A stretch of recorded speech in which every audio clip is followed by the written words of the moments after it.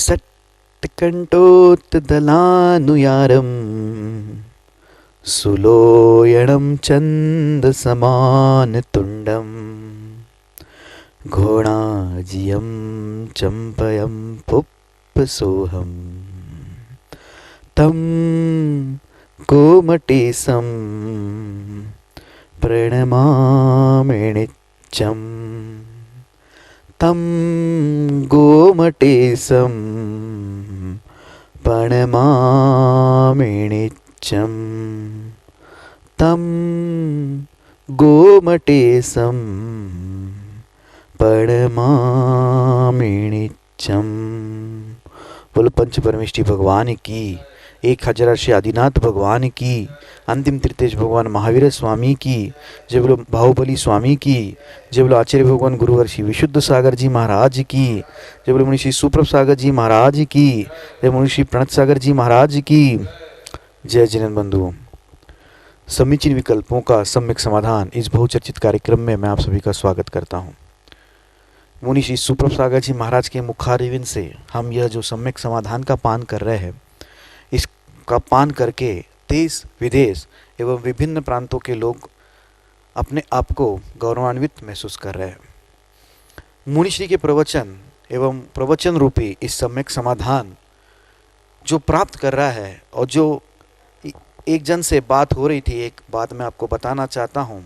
उनका फ़ोन आया था तो वो कह रहे थे कि भैया कि ये जो सम्यक समाधान है, उसमें जो मुनिश्री सम्यक समाधान प्राप्त हमें दे रहे हैं, प्रदान कर रहे हैं, जो इतने डिटेल में समाधान दे रहे हैं कि उस शंका के या उस विकल्प के सराउंडिंग, उसके जो आजू बाजू में कहे या फिर उसके रिलेटेड और भी कोई जो विकल्प हो सकते हैं, उसका भी समाधान मुनिश्री एक समाधान देने के इसमें दे देते हैं। तो यही बात है कि यह जो कार्यक्रम है वो अल्पावधि में ही अपनी चरम सीमा को प्राप्त हुआ है। मुनि श्री सुप्रभ सागर जी महाराज के इस मुखारविंद से चलने वाले कार्यक्रम को मुनि श्री प्रणत सागर जी महाराज अपने संचालन से 4 चांद लगा रहे हैं।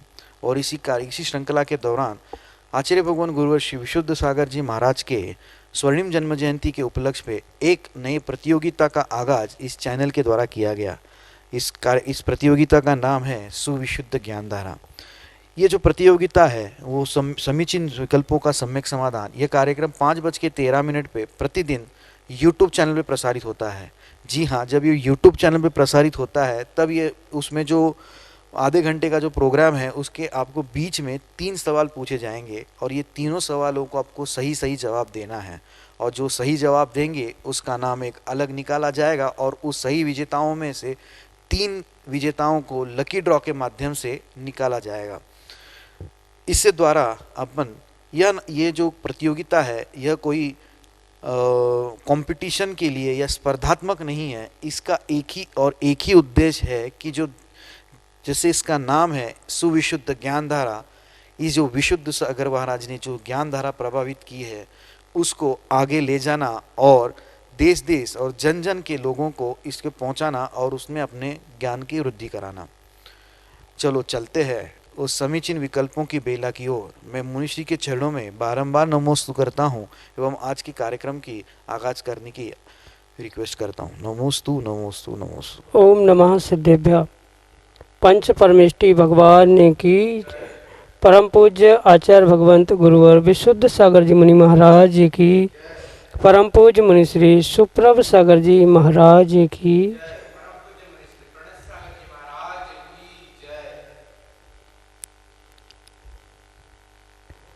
समीचीन विकल्पों का सम्यक समाधान।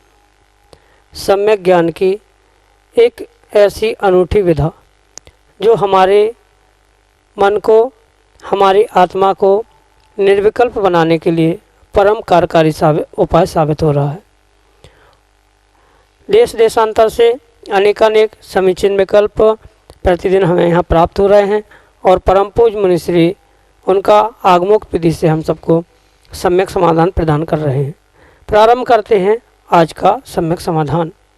और आज का पहला विकल्प बोनकट्टा मध्य प्रदेश से छुल्लिका प्रशांतमती माताजी के माध्यम से प्राप्त हुआ है।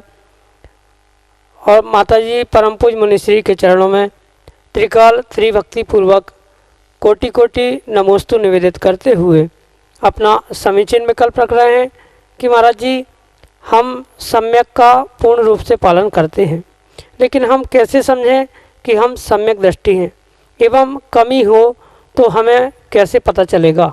हमारे समीचीन विकल्प का सम्यक समाधान करने की अनुकंपा करें। नमोस्तु महाराज जी, नमोस्तु। ओम नमः सिद्धम। परम पूज आचार्य भगवान गुरुवर विशुद्ध सागर जी महाराज के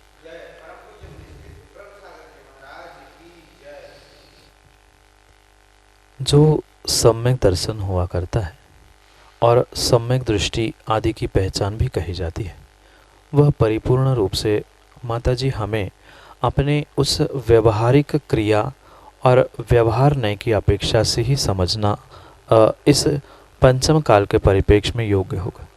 क्योंकि जो निश्चय की अपेक्षा से या निश्चय नय की अपेक्षा से जो जीव के भीतर के कर्मों का क्षय क्षयोक्षम आदि है, वह किंचित भी किसी भी प्रकार से हमारे समझने योग्य नहीं है, वह सर्वज्ञ गम्य है। इस कारण से हम उसे ग्रहण नहीं कर सकते। और जैसे कि आपने स्वयं ने कहा है कि परिपूर्ण रूप से आप अपने अपेक्षा से सम्यक दर्शन का पालन कर रहे हैं, उन क्रियाओं में श्रद्धान रख रहे हैं, तो इसमें हमें विकल्प करने की आवश्यकता नहीं है कि हमारे पास सम्यक दर्शन है कि नहीं है, हम उसको किस प्रकार से क्रियान्वित करें।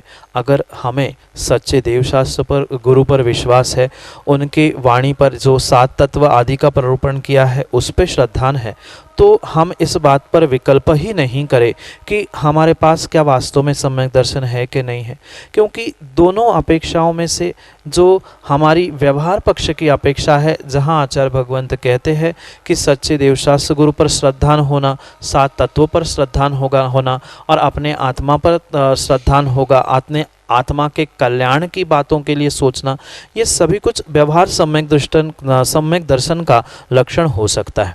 इसलिए ये बात परम सत्य हमें स्वीकार करनी होगी कि व्यवहार की अपेक्षा से हम परिपूर्ण रूप से सम्यक दृष्टि है और उस सम्यक दर्शन की प्रत्येक क्रियाओं का पालन अगर हम श्रद्धा से कर रहे हैं तो नियम से हम सम्यक दर्शन के उन एक एक क्रियाओं को क्रियान्वित भी कर रहे हैं। साथ में कुछ अंशों में जैसे सम्यक दर्शन के 8 अंग बताए हैं या उनके उस 25 दोष और 25 गुण आदि बताए हैं, उनके विषय में भी हम अगर आगम ग्रंथों से समझे सुने, किसी निर्ग्रंथ मुनि आचार्य भगवंत के मुखारविंद से उसके विषय में हम चर्चा सुने और समझे, तो नियम से हम अपने आप में दृढ़ हो सकते हैं कि हाँ, मैं इन गुणों के द्वारा और इन क्रियाओं के द्वारा नियम से सम्यक दर्शन का पालन कर रहा हूँ।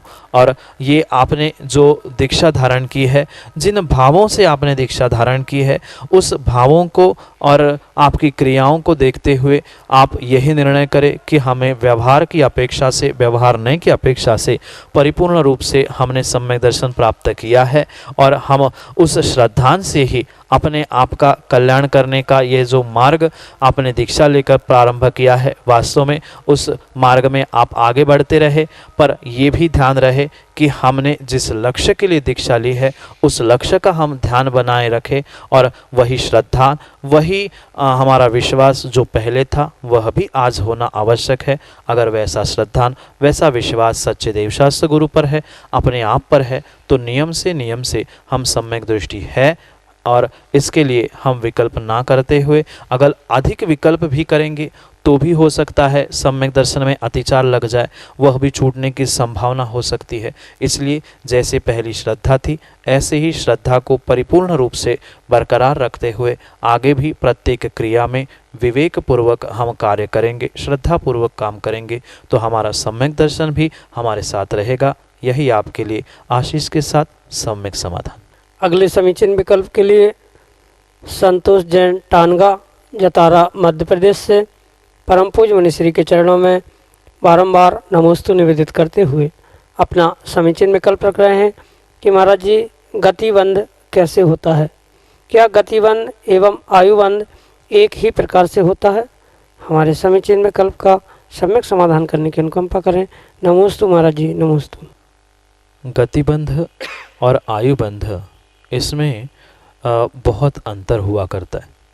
हम इस अंतर को इस प्रकार से समझ सकते हैं, जो गतिबंध होता है वह पहले तो हम ये समझे कि गति नाम कर्म की उत्तर प्रकृति है और आयु ये 8 कर्मों में से मूल प्रकृति है। और मूल प्रकृति का बंध और उत्तर प्रकृतियों का बंध ये परिपूर्ण रूप से भिन्न प्रकार से होता है। और उसमें से भी विशेष बात हमें ये समझनी चाहिए कि इन 8 कर्मों की बंध व्यवस्था में एकमात्र ऐसा कर्म है जो जीव को प्रत्येक समय में नहीं बंधता, जिसका नाम है आयु कर्म। आयु कर्म के बंध के विषय में भी आपको ज्ञान होगा। जीवन पूरे जो बद्धायुष प्रमाण होता है, यानी किसी पर्याय की जो आयु की सीमा है, उसमें से जब 2/3 भाग पूर्ण होने पर जो उस आयु के 8 अपकर्षण काल आते हैं, मात्र उतने ही समय में जीव के लिए आयु बंध होता है। अन्य जितने भी आयु के निषेक है, उतने निषेकों में जो शेष कर्म है यानी 7 कर्म और उनकी उत्तर प्रकृतियाँ आदि का आश्रव बंध होता रहता है। इसलिए जो गतिबंध होता है वह नाम कर्म की जैसा जीव परिणमन करता है या नाम कर्म के आश्रव बंध के लिए जो आचार्य भगवंतों ने कारण और हेतु बताया है, उनके निमित्त से तद गति को जीव उस समय पर प्राप्त कर लेता है। वह भी प्रत्येक समय में उस गति बंध का आश्रय होता है। जैसे आयु बंध के लिए 8 अपकर्ष काल आदि की बात व्याख्या प्राप्त होती है, ऐसा कोई निर्धारित समय गति बंध के लिए नहीं होता। शेष जो 7 कर्म यानी आयु कर्मों को छोड़ के शेष जो ज्ञानावरणी, दर्शनावरणी, मोहनीय, वेदनीय, नाम, गोत्र और अंतराय, ये जो 7 कर्म हैं, इनका प्रति समय प्रतिपल जीव को अपने मन वचन काय के निमित्त से आश्रव बंध होना प्रारंभ या सतत शुरू ही रहता है, उसमें खंड नहीं होता। कभी नाम कर्म की कुछ प्रकृतियों का, कभी उस नाम कर्म की ही गति कर्म आदि का आश्रव बंध जीव के साथ सतत लगा हुआ होता है। जैसे जीव के मन वचन काय के परिणाम और उस नाम कर्म के लिए जो आचार्य भगवंतों ने हेतु बताया है तत्वार्थ सूत्र में, आप उसको भी जानते हो। उस सूत्र के अनुसार जैसे जीव के परिणाम होंगे, तद परिणामों के अनुसार जीव प्रत्येक समय में उन उत्तर और मूल प्रकृतियाँ जो 7 कर्मों की है उनको प्राप्त करता है। यही उस गति के निमित्त से यानी गति बंध के निमित्त से व्याख्यान होगा, क्योंकि उसका कोई ऐसा विशेष विधि परख व्याख्यान आगम ग्रंथों में आयु कर्म के जैसा नहीं प्राप्त होता। सामान्य जैसे कर्मों का आश्रवबंध होता है मन वचन काय से, ऐसे ही वह नाम कर्म की उत्तर प्रकृति गति का बंध भी हुआ करता है। भले ही गति कहने के लिए 4 है, आयु भी कहने के लिए 4 है, पर वह दोनों में बहुत अंतर है। जो सीमित समय के लिए किसी एक पर्याय में बांध के रखता है वह आयु कर्म कहा गया है, और वो मूल प्रकृति उसके बंध अपकर्षण काल का व्याख्यान समझा। पर गति के लिए ऐसा कोई विशेष व्याख्यान नहीं है। भले ही वह 4 वही गति है, पर सामान्य कर्मों का जैसे प्रति समय आश्रवबंध होता है, वैसे ही गति नाम कर्म का प्रति समय आश्रवबंध होता है। यही इन दोनों में अंतर है और यही आपके लिए सम्यक समाधान।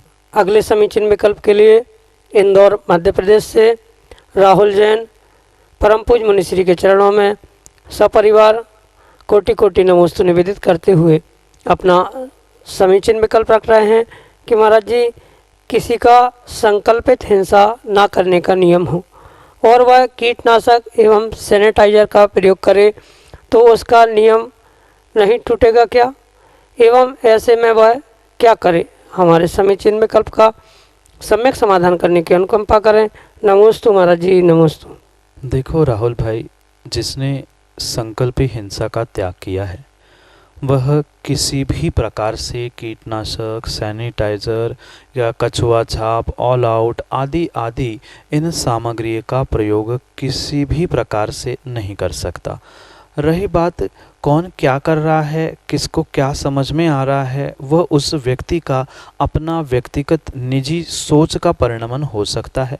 पर अगर आप हमसे पूछो तो आगम के परिप्रेक्ष्य में परम सत्य बात तो सभी प्रकार से यही हमें स्वीकार करनी होगी कि जो श्रावक है जिसने इस संकल्प हिंसा का त्याग किया है वह ऐसे सामग्रियों का प्रयोग नहीं कर सकता। इसलिए नहीं कर सकता क्योंकि वहाँ पर परिपूर्ण रूप से जहाँ कीटनाशक नाम में भी लिखा है कि कीटनाशक।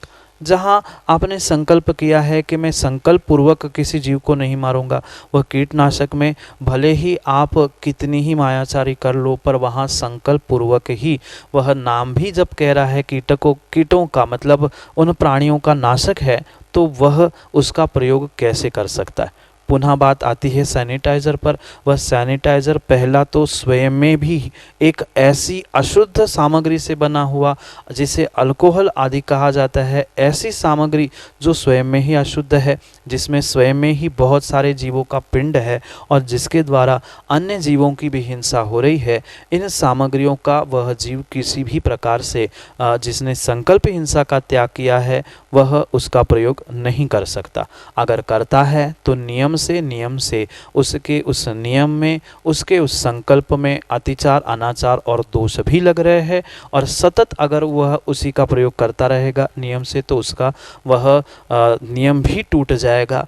जो सम्यक दृष्टि जीव होगा, पहले तो वह ऐसी सामग्री का प्रयोग नहीं करेगा, फिर जो उसने अगर नियम लिया है तो वह विशेष करके इन सामग्रियों को प्रयोग से बचने का प्रयोग करेगा। इसलिए मात्र कीटनाशक और सैनिटाइज़र ही नहीं, अपितु जैसे कि मैंने कहा ऑल आउट है, कछुआ छाप है, या ऐसी सामग्री का प्रयोग जहां हमें ज्ञात है कि इस सामग्री का प्रयोग करने से जीवों की विराधना होगी, जीवों की हिंसा होगी। अगर उन सामग्रियों का प्रयोग हम भले ही बिना सोचे समझे या मायाचारी पूर्वक भी कर रहे हैं, तो नियम से वह संकल्प हिंसा का दोष उसको लगेगा, और जिसने उसका त्याग किया है उसे तो वह विशेष रूप से लगेगा। जिसने त्याग नहीं किया था उसको तो अल्प मात्रा में उसका दोष लगेगा, पर जिसने बुद्धिपूर्वक संकल्प हिंसा का त्याग किया ही है, अगर वह इन सामग्री का प्रयोग करेगा तो नियम से उसे उसका और भी विशेष फल मिलेगा और विशेष पाप पड़ेगा। यही आपके लिए सम्यक समाधान। अगले समीचीन में कल्प के लिए पत्रकार अशोक कुमार जैन, जतारा, मध्य प्रदेश से अपने ऑडियो मैसेज के साथ हमारे सामने हैं। परम पूज्य श्रमण 108 श्री सुप्रभ सागर जी महाराज, परम पूज्य श्रमण 108 श्री प्रणत सागर जी महाराज के चरणों में बारंबार नमोस्तु नमोस्तु नमोस्तु। हे पूज्य मुनिश्री, मैं अशोक कुमार जैन, जतारा से। हे पूज्य मुनिश्री, मेरी एक जिज्ञासा है, कृपया उसका सम्यक समाधान करने की कृपा करें।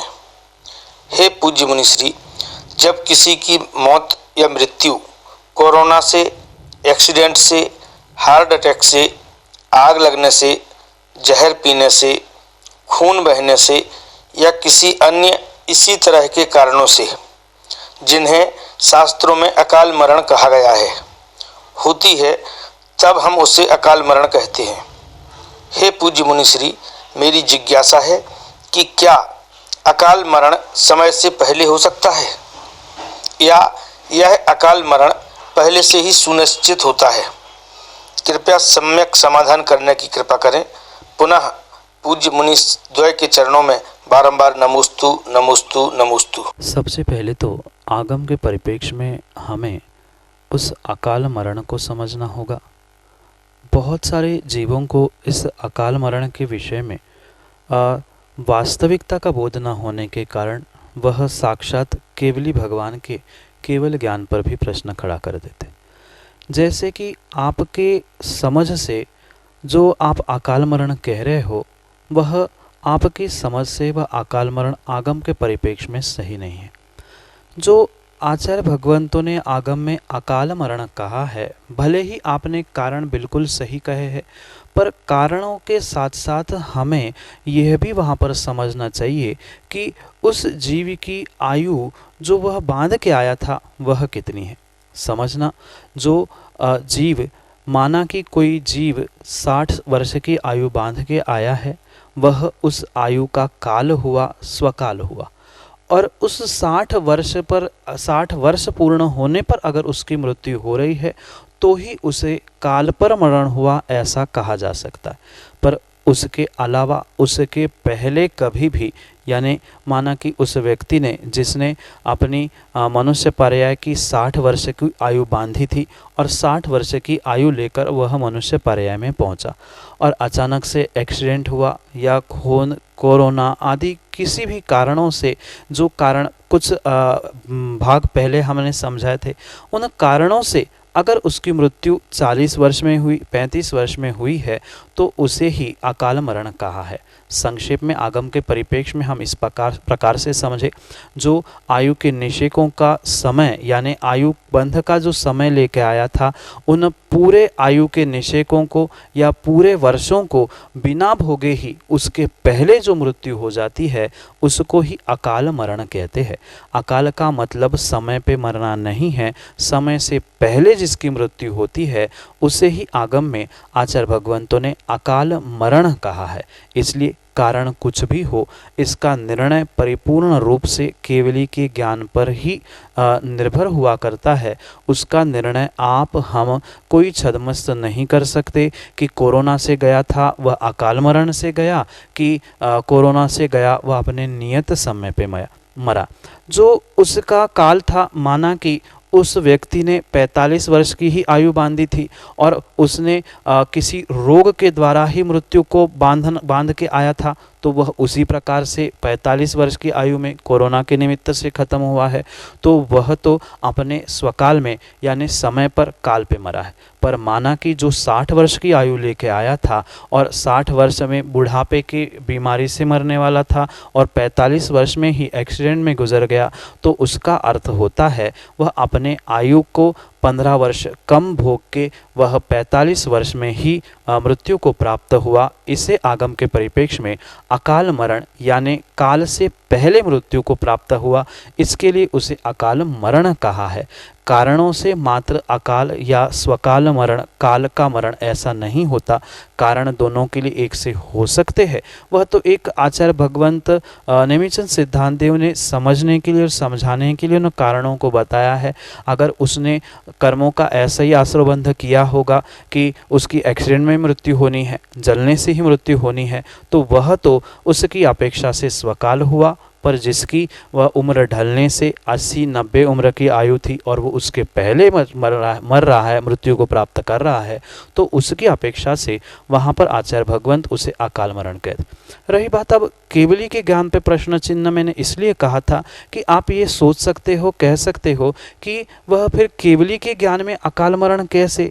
केवली के ज्ञान में भी यही झलका था कि उसकी 60 वर्ष की आयु है और 45 वर्ष में उसके साथ ऐसा एक्सीडेंट होगा और उसकी ऐसी ऐसी मृत्यु होगी। और ये भी बात इसके साथ हम समझे कि वह 15 वर्ष की आयु साथ में लेकर अगली पर्याय में नहीं जाएगा, अपितु आखिरी जो अंतर मुहूर्त होता है यानी जो 48 मिनट का समय होता है, उस 48 मिनट के समय में अंतर मुहूर्त में वह अपने 15 वर्ष के आयु के जितने निषेक होते हैं, जितना द्रव्य होता है, वह 15 मिनट आखिरी के 48 मिनट के समय में वह संक्लिष्टता के कारण उसकी परिपूर्ण रूप से उदीर्णा यानी उसको तीव्र गति से नष्ट करते हुए, समाप्त करते हुए, उसका भोग करके ही वह मृत्यु को प्राप्त होगा। कभी भी वह आयु के निषेक, आयु का समय, आयु के वर्ष अगली पर्याय के लिए कैरी फॉरवर्ड नहीं होते। वह उसी पर्याय में भोग कर जीव को परिपूर्ण रूप से समाप्त करके ही अगली पर्याय में पहुंचना होता है। इसलिए जो केवली के ज्ञान में भी झलका था, वह ऐसा नहीं झलका था कि केवली के ज्ञान में 60 वर्ष का झलका था और वो 45 में मर गया तो केवली के ज्ञान में संशय, ये ऐसा किंचित वो नहीं सोचना। केवली के ज्ञान में क्या झलका है, क्या नियत है, वह केवली के लिए है, आपके लिए नहीं है। ये भी परम सत्य है। जो जो देखी वीतराग ने सो सो होरी वीरा रे, पर वीतराग ने क्या क्या देखी तू क्या जाने वीरा रे। अगर वीतराग भगवान ने क्या देखा है, क्या नहीं देखा है, वह उनके केवल ज्ञान का विषय है। केवल ज्ञान उनके लिए स्वाधीन है। हमारी वर्तमान की पर्याय हमारे लिए स्वाधीन है। हमारी पर्याय का उनके ज्ञान से कोई भी डायरेक्ट कनेक्शन नहीं है। मात्र इतना हमें समझना होगा कि उनके ज्ञान में हमारे जीवन में, हमारी पर्याय में क्या होना है ये तो झलका है, पर उनके झलकने से मेरे जीवन में कुछ नहीं हो रहा है, अपितु जो होने वाला है वह उनके ज्ञान में झलका है। जैसे कि दृष्टांत में हम समझ रहे थे कि 60 वर्ष की आयु लेके आया हुआ जीव 45 की वर्ष उम्र की सीमा में अगर मृत्यु को प्राप्त हो रहा है तो उस समय का उस जीव का वैसा परिणमन केवली के ज्ञान में बिल्कुल वैसा ही झलका था, झलका है कि वह 60 वर्ष की आयु लेके अमुक व्यक्ति पहुंचेगा और उसमें से 45 वर्ष के काल में उसको कोरोना होगा, कोरोना से उसको ऐसे ऐसे कारण से दवाई नहीं मिलेगी, ऐसा ऐसा परिणमन होगा और फिर वो मृत्यु को प्राप्त होगा। ये उनकी भी अपेक्षा से वह अकाल मरण है और जीव की व्यक्तिगत यानी छद्मस्त आप हम जैसे जीवों की अपेक्षा भी वह अकाल ही मरण है। काल उसका 60 वर्ष का था, पर 15 वर्ष पहले ही वह मृत्यु को प्राप्त हुआ। यही आगम के परिप्रेक्ष्य में अकाल मरण है और यही परम सत्य आगम के परिप्रेक्ष्य में केवली के ज्ञान के साथ साथ हमें समझना होगा। इस विषय में केवली के ज्ञान से कोई निर्णय नहीं होता, अपितु हमारे परिणमन से ही केवली के ज्ञान में वह परिणमन हुआ करता है, ज्ञान के ज्ञान में झलकता है। यही परम सत्य हमें समझना होगा, क्योंकि केवली के ज्ञान में झलकने से अकाल स्वकाल मरण नहीं है। उसने जैसा आयु का बंध आश्रव किया होगा, उसने जैसे कर्मों का आश्रव बंध किया होगा, वैसा ही उसके साथ होगा और जो होने वाला है वह उनके ज्ञान में झलका है, ना कि झलकने से कुछ हो रहा है। ये भी परम सत्य इस अकाल मरण आदि के निमित्त से समझना, यही आपके लिए सम्यक समाधान। प्रवीण जैन, टीकमगढ़, मध्य प्रदेश से परम पूज मुनिश्री के चरणों में बारंबार नमोस्तु निवेदित करते हुए अपना समीचीन विकल्प रख रहे हैं कि महाराज जी, स्वप्न में बहुत सारे मंदिरों की मूर्तियों के दर्शन होना शुभ है या अशुभ? हमारे समीचीन विकल्प का सम्यक समाधान करने की अनुकंपा करें। नमोस्तु महाराज जी, नमोस्तु। व्यक्ति वास्तव में जो रात्रि आदि में स्वप्न देखता है, परिपूर्ण रूप से उसके अंतर्गत जो भावनाएं होती है, जो सुप्त मन में उन्होंने बहुत सारी बातें और भावनाएं संजो के रखी होती है, वही शायद दिन भर की उसकी सोच चिंतन ही उसको उसके सपने में दिखाई देता है। और ये भी बात हमें आगम के परिप्रेक्ष्य में समझने योग्य होगी कि जो भी स्वप्न हम देखते हैं, ज़रूरी नहीं है कि स्वप्न में देखने से हमारे साथ कुछ हो, पर जैसे निमित्त शास्त्र आदि ग्रंथों में आचार्य भगवंत कहते हैं, जो हमारे साथ भविष्य में घटित होने वाला होता है, कथनचित उसके लिए कुछ संकेत रूप ये स्वप्न आदि व्यक्ति देखता है। और उस स्वप्न का भी मैंने कई बार फल बताते हुए यही कहा है कि कौन से तिथि, कौन से नक्षत्र, कौन से समय, कौन से वार, क्या कैसा है, उस पर बहुत सारा फल उस स्वप्न का निर्भर करता है। पर सामान्य रूप से ये बात भी हम समझ ले कि जो उस स्वप्न के विषय में आपने पूछा है, जैसे आपको बहुत सारे मंदिर, बहुत सारी प्रतिमाएं आदि दिख रही है, तो ये परिपूर्ण रूप से भले ही उसके तिथि मुहूर्त कुछ भी हो, फल कुछ भी हो, पर सामान्य रूप से भी अगर उसके विषय में हम समझे तो आचार्य भगवंत यही कहते हैं, भगवान की प्रतिमा, मंदिर, देवशास्त्र, गुरु आदि आदि का दर्शन होना स्वप्न में ये बहुत ही शुभ लक्षण बताया गया है। और विशेष करके वह कुछ विशेष तिथि, नक्षत्रवार, विशेष समय आदि में देखा गया है, तो उसका विशेष फल भी उस व्यक्ति को कितने समय में कैसा मिलता है वो उस तिथि नक्षत्र पर आलंबित हुआ करता है। पर यही आपको समझना होगा कि अगर आपने भगवान की वीतरागी मुद्रा यानी जो मंदिर, प्रतिमा आदि देखी है, वह उसी प्रकार से यानी वीतराग मुद्रा में ही देखी है, वह मुनिराज का दर्शन किया है, वो भी ध्यान करते समय या अपनी समितियों का पालन करते समय, तो आपके लिए शुभ है। पर अगर वही भगवान का मंदिर, भगवान की प्रतिमा या किसी अन्य प्रकार से आड़ी टेढ़ी दिख रही है या टूटी फूटी दिख रही है या मंदिर के अवशेष दिख रहे हैं, कौन सा हिस्सा टूटा दिख रहा है, भगवान की प्रतिमा का कौन सा अंग भंग दिख रहा है आदि, जैसा भी हो उसका वैसा विपरीत फल भी मिलेगा। पर अगर सामान्य रूप से आपको बहुत अच्छी वीतरागी प्रतिमा के दर्शन हो रहे हैं, बहुत सुंदर विशाल मंदिर आदि दिख रहे हैं, तो यह नियम से आपके लिए एक शुभ संकेत है, क्योंकि आपने शुभ स्वप्न में शुभ भविष्य की भावनाओं को भाकर आपने उस संकेतों को प्राप्त किया है। यही आपके लिए सम्यक समाधान। जय जिन बंधु, आप हम सभी लाभ ले रहे थे समीचीन विकल्पों का सम्यक समाधान इस बहुचर्चित कार्यक्रम का। मुनिश्री के प्रवचन शाम को 7:40 पे प्रतिदिन जिनवाणी चैनल पे एवं शाम को 4 बजे पारस टीवी चैनल पे सम्यक समाधान यह अनुपम कार्यक्रम प्रसारित होता है। मुनिश्री के अन्य प्रवचन एवं यह सम्यक समाधान 5:13 पे सुप्रभु आज इस यूट्यूब चैनल पे प्रसारित होता है।